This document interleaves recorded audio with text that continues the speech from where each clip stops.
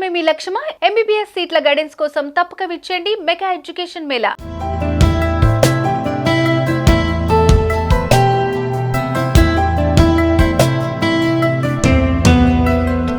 రక్షాబంధన్ లేదా రాఖీ పండుగ అన్నా చెల్లెళ్ల అనుబంధానికి ప్రతీక.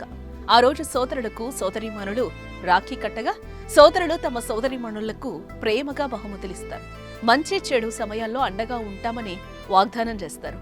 అలాంటి రాఖీ పండుగకు సమయం దగ్గర కావడంతో సందడి మొదలైపోయింది. మార్కెట్లో రాఖీ విక్రయాలు జోరందుకున్నాయి. తమ అన్నా తమ్ముడికి మంచి రాఖీలు కట్టాలని అక్కా చెల్లెళ్ళు ఎదురుచూస్తున్నారు.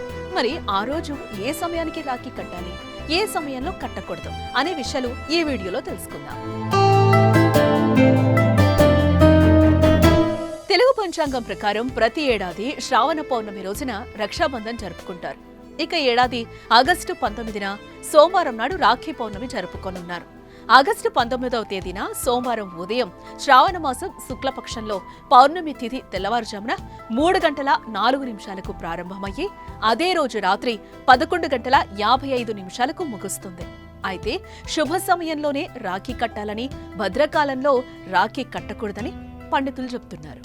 సోమవారం ఉదయం 5:53 ప్రారంభమయ్యే మధ్యాహ్నం 1:32 వరకు భద్రకాలం ఉండడంతో ఆ సమయంలో రాఖీ కట్టకూడదని సూచిస్తున్నారు. భద్రకాలం ముగిశాక మధ్యాహ్నం 1:30 నుంచి రాత్రి 9:08 మధ్య రాఖీ కట్టేందుకు శుభ సమయంగా చెప్తున్నారు.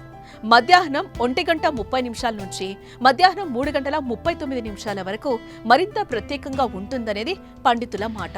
ఆ సమయంలో రాఖీ కడితే మంచి ఫలితాలొస్తాయంటున్నారు. రాఖీ కట్టేటప్పుడు, కట్టించుకునేటప్పుడు ఆ సమయంలో తెలుపు రంగు దుస్తులు ధరిస్తే మంచిదని, దీనివల్ల విశేష శుభ ఫలితాలు కలుగుతాయని అంటున్నారు పండితులు.